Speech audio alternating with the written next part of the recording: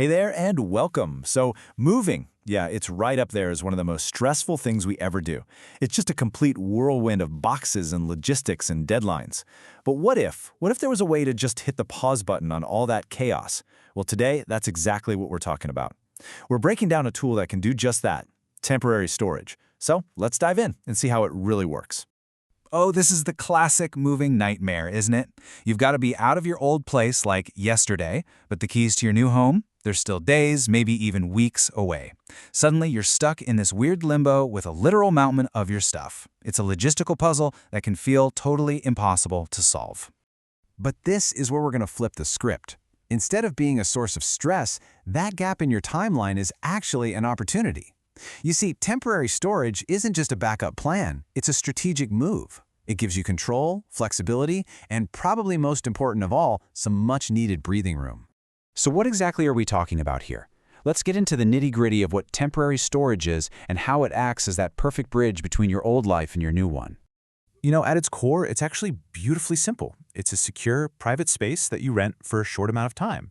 And the key word here is flexible. Most of these leases are month-to-month, which means you're not locked into some long, crazy contract. You just use it for exactly as long as you need it, and that's it. And getting started is just as straightforward. First, you figure out what size unit you need. A good rule of thumb is to think of a 5x5 foot unit as a big walk-in closet, perfect for boxes and smaller things. A 10x10 can usually handle everything from a one-bedroom apartment. The goal is to not pay for space you don't need. After that, you just sign a simple agreement and you're good to go. The whole process is designed to take complexity out of your move, not add more to it. Okay, so let's shift gears and get practical. When does this actually become a lifesaver? We're going to walk through the most common moving situations where temporary storage goes from being a nice-to-have to an absolute game changer. This is the big one, right? The dates just do not line up. So instead of frantically trying to change closing dates or crashing in your buddy's garage surrounded by all your furniture, storage gives you a clean break. Your stuff is safe and sound, and you can actually stay somewhere comfortable until your new home is truly ready for you. No stress. Moving into a smaller home is an amazing chance to simplify your life. But wow, it can also be overwhelming. Where is everything supposed to go? Well, storage gives you a buffer zone. It lets you move into your new place with just the essentials, and then you can thoughtfully sort through everything else on your own time without the crazy pressure of a deadline. Now, this one's really interesting because it's about what happens after you've already got the keys. Let's say your new place needs a little TLC before it really feels like home. The absolute last thing you want is your brand new sofa covered in paint and drywall dust. Moving your things off-site protects them, and just as important, it gives your contractors a clear space to work way faster and more efficiently. This also shows how storage can be a really smart financial move. When you're selling a house, less is definitely more. By moving out all the extra furniture, the personal knickknacks, and just the general clutter, you let potential buyers actually see the space. They can imagine themselves living there. And a well-staged home, it almost always sells faster and for a better price. Okay, so you've decided you need storage. Awesome. But here's the thing. Not all storage is created equal. So let's explore the main options out there so you can find the perfect fit for your budget, your timeline, and yeah, even your moving style. So broadly speaking, your choices really fall into two main camps. On one side, you've got the do-it-yourself approach, which gives you the most control.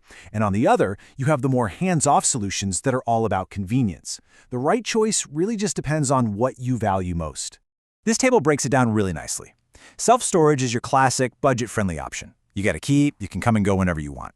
Portable containers are amazing for convenience. I mean, they bring the storage unit right to your driveway. And then you've got full service, which is the premium white glove option, where a team literally handles everything. But notice the trade-off here. As the convenience goes up, your direct access to your stuff often goes down. And yeah, the cost tends to go up too. So, with all those options in mind, how do you actually make the final call? Well, this last section is all about arming you with the right questions to ask and the key things to consider so you can rent a unit with total confidence. Before you sign on that dotted line, you got to become a bit of an investigator. Ask about security. You want to hear about cameras, gates, good lighting. Confirm the access hours actually work for your schedule. And definitely ask about climate-controlled units. And this isn't just for fancy art, you know. Think about wood furniture that can warp, electronics that hate humidity, or important documents you really don't want getting musty. So when it's all said and done, it pretty much boils down to these three things. Location, because that super cheap unit an hour away might not be worth the gas money. Price. Make sure you're comparing quotes and asking about any sneaky hidden fees. And access. Making sure the hours and security give you total peace of mind. And hey, here's a pro tip on price. A smaller, well-packed unit is always cheaper than a bigger, disorganized one. Plan it out, leave a little aisle down the middle so you can get to things in the back, and label every single box. Trust me, it'll save you money and a massive headache later on. And that really brings us full circle, doesn't it? This isn't just about finding a place to dump your stuff. It's about actively making a choice to have a smoother, more manageable move. It's about taking back control from the chaos. So I'll leave you with this one thought. What if we all stopped seeing storage as a last resort and started seeing it as a strategic tool? A planned pause right in the middle of a super hectic process. It might just be the single best decision you make for a saner, more organized, and ultimately a truly stress-free move.